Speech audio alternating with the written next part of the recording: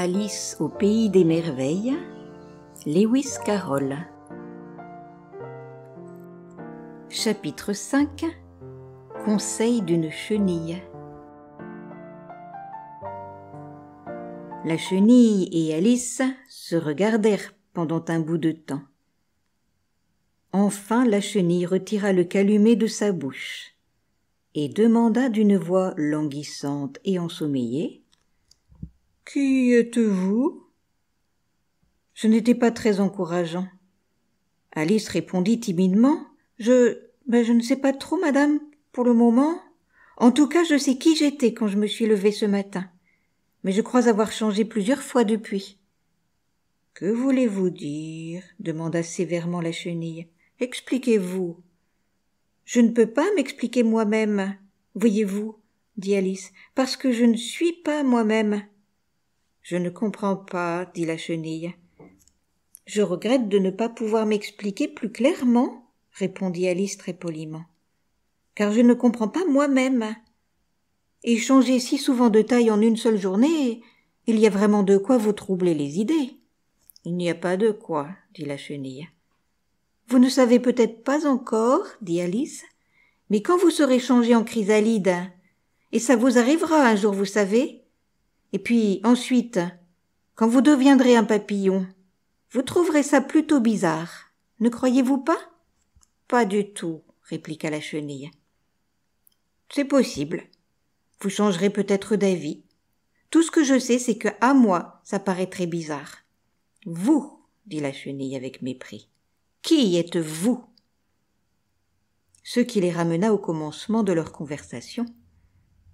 Alice était un peu indignée par l'attitude si peu aimable de la chenille. Elle se redressa de toute sa hauteur et dit très gravement: « Je pense que vous devriez d'abord me dire qui vous êtes. »« Pourquoi ?» fit la chenille. C'était une question embarrassante, et comme Alice ne trouvait rien à répondre, et que la chenille semblait de très mauvaise humeur, elle tourna le dos pour s'en aller. « Restez !» ordonna la chenille. « J'ai quelque chose d'important à vous communiquer. » Cela était plus prometteur. Alice revint sur ses pas. « Calmez-vous, » dit la chenille. « Est-ce tout ?» dit Alice, dissimulant de son mieux sa colère. « Non, » dit la chenille. Alice pensa qu'elle pouvait bien attendre, puisqu'elle n'avait rien d'autre à faire. Peut-être, après tout, entendrait-elle quelque chose qui valût la peine. La chenille lança silencieusement quelques bouffées de fumée. Enfin, elle décroisa les bras, retira le calumet de sa bouche et dit: « Ainsi, vous pensez que vous n'êtes plus la même. »« C'est bien ça, madame, » dit Alice. « Je ne me rappelle plus bien ce que je savais, et il ne peut se passer 10 minutes sans que je change de taille. »« Qu'est-ce que vous saviez donc ?» dit la chenille. « Hélas, j'ai essayé de dire « Comment la petite abeille ?» mais ce n'était pas du tout ça, » dit Alice. « Récitez. »« Vous êtes vieux, père Guillaume, » dit la chenille. Alice croisa les bras et commença. « Vous êtes vieux, père Guillaume, » dit le jeune homme, « et vos cheveux sont devenus très blancs. Et pourtant vous vous tenez toujours la tête en bas. Croyez-vous que ce soit normal à votre âge ?»« Dans ma jeunesse, » répondit le père Guillaume à son fils, « j'avais peur que ça n'abîme la cervelle. Mais maintenant je sais très bien que je n'en ai pas, je fais et je refais cet exercice sans cesse. »« Vous êtes vieux, » dit le jeune, comme je l'ai déjà dit. « Et vous avez pris un embonpoint peu ordinaire. Pourtant vous passez la porte en faisant le saut périlleux. Donnez-moi la raison, je vous prie. »« Dans ma jeunesse, » dit le sage en secouant ses mèches grises, « j'ai entretenu la souplesse de mes membres en les enduisant de cette pommade à 5 francs la boîte. Permettez-moi de vous en vendre 2. »«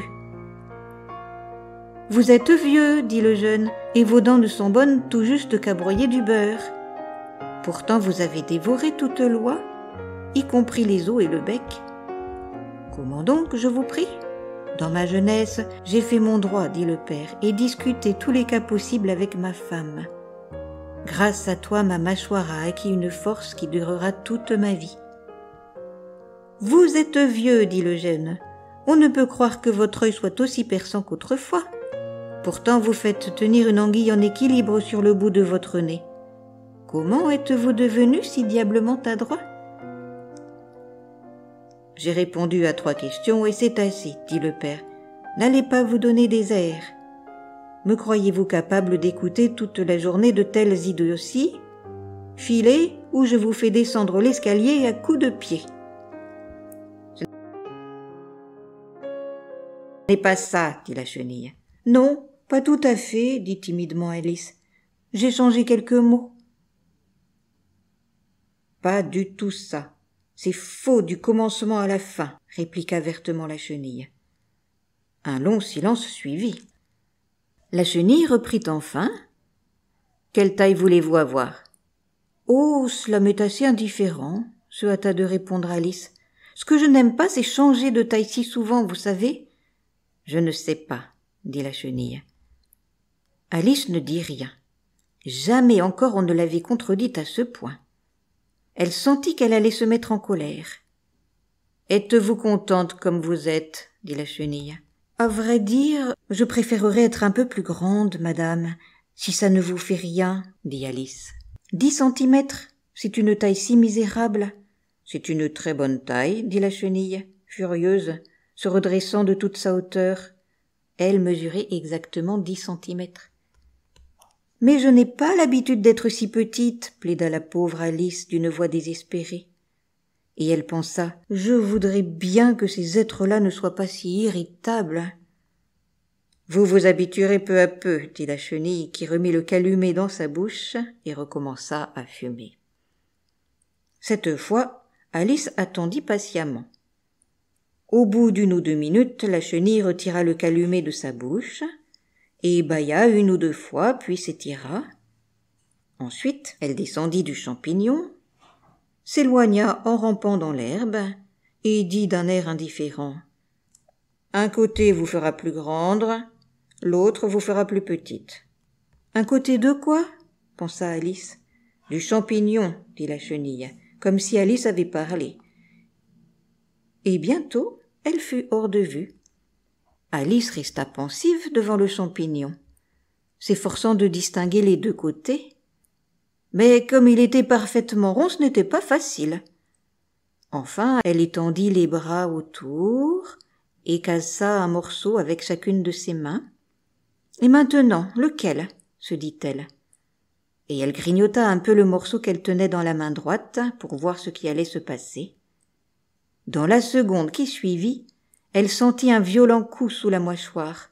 Son menton venait de rencontrer son pied. Ce brusque changement l'épouvanta. Mais elle comprit qu'il n'y avait pas de temps à perdre, car elle disparaissait rapidement. Aussi se mit-elle aussitôt au travail pour essayer de manger l'autre morceau. Son menton était écrasé contre son pied, en sorte qu'elle pouvait à peine ouvrir la bouche. Mais elle réussit tout de même à avaler un morceau. « Enfin, ma tête est libérée !» dit Alice, avec un ravissement qui se changea en angoisse quand elle s'aperçut que ses épaules avaient disparu. Tout ce qu'elle pouvait voir, en regardant en bas, c'était un cou immense, qui semblait jaillir comme une tige géante d'une mer de feuilles vertes. « Qu'est-ce que c'est que cette verdure ?» se dit Alice. « Et où sont passées mes épaules ? Et oh, mes pauvres mains ! Comment se fait-il que je ne peux pas vous voir ?»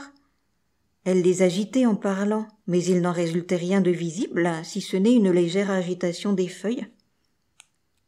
Comme il semblait qu'elle n'avait aucune chance de ramener ses mains à sa tête, elle essaya de rapprocher sa tête de ses mains, et fut heureuse de constater que son cou pouvait se courber facilement dans toutes les directions, comme un serpent.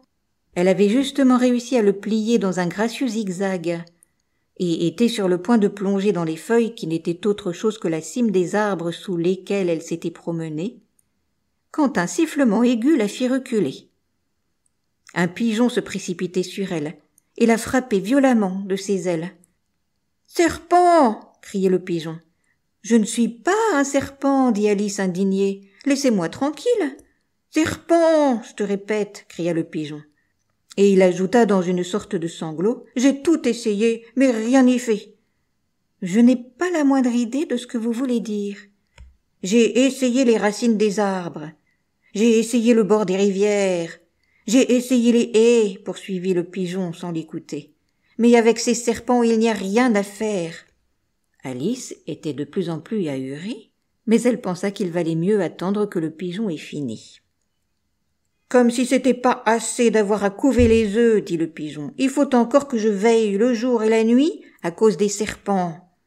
Je n'ai pas une seconde de repos depuis 3 semaines. Je vous plains beaucoup, dit Alice, qui commençait à comprendre.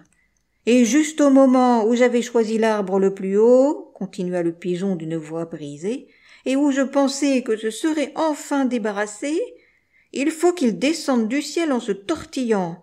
Ouh, serpent! Mais je ne suis pas un serpent, je vous assure, dit Alice. Je suis une... Eh bien, qu'est-ce que vous êtes? Dit le pigeon. Je vois bien que vous essayez d'inventer quelque chose. Je suis une petite fille, dit Alice, sans trop d'assurance, car elle se souvenait des nombreux changements par lesquels elle était passée ce jour-là. Invention vraisemblable en vérité, dit le pigeon, sur un ton profond mépris. J'ai vu pas mal de petites filles, mais pas une avec un cou comme celui-là, non, non. Vous êtes un serpent, inutile de le nier. Je suppose que vous allez me dire que vous n'avez jamais goûté un œuf? J'ai mangé des œufs, bien sûr, dit Alice, qui ne savait pas mentir. Mais les petites filles mangent des œufs comme les serpents, vous savez. Je ne te crois pas, dit le pigeon. Mais si c'est vrai, c'est qu'elles sont une espèce de serpent, voilà tout. C'était une idée si nouvelle pour Alice, qu'elle resta 1 ou 2 minutes sans parler, ce qui donna au pigeon l'occasion d'ajouter. Vous cherchez des œufs, je ne le sais que trop. Et qu'est-ce que cela peut me faire que vous soyez une petite fille ou un serpent? Ça me fait beaucoup à moi, répliqua Alice. Mais je ne cherche pas d'œufs pour l'instant. Si j'en cherchais, je n'en voudrais pas des vôtres. Je ne les aime pas crus. Eh bien, allez-vous-en alors, dit le pigeon d'un air maussade en retournant dans son lit. Alice, en rampant parmi les arbres, descendit de son mieux, car son cou se prenait dans les branches et à chaque instant, elle devait s'arrêter pour le dénouer. Au bout d'un moment, elle se rappela qu'elle tenait encore dans ses mains les morceaux du champignon. Et elle se mit au travail très soigneusement, mordant d'abord à l'un, puis à l'autre morceau, et devenant tantôt plus grande et tantôt plus petite, jusqu'à ce qu'elle eût réussi à retrouver sa taille normale. Elle l'avait perdue depuis si longtemps qu'elle se trouva plutôt étrange. Mais bientôt elle s'y habitua et commença à se parler à elle-même. « Enfin, voilà la moitié de mon plan réalisé. Comme tous ces changements sont extraordinaires, je ne sais jamais ce que je vais devenir d'une minute à l'autre. En tout cas, j'ai retrouvé ma taille normale. Il me reste à entrer dans ce merveilleux jardin. Mais comment faire ?» Sur ces mots, elle arriva devant une place au milieu de laquelle il y avait une maisonnette d'à peu près 1 mètre de haut. « Je ne sais qui peut habiter là-dedans, » pensa Alice. « Mais il m'est impossible de me présenter avec cette taille. Je les épouvanterai. » Aussi mangea-t-elle un petit morceau du champignon qu'elle tenait dans sa main droite et ne s'approcha-t-elle pas de la maison avant d'être réduite à 25 centimètres de hauteur. La suite de l'histoire au prochain numéro.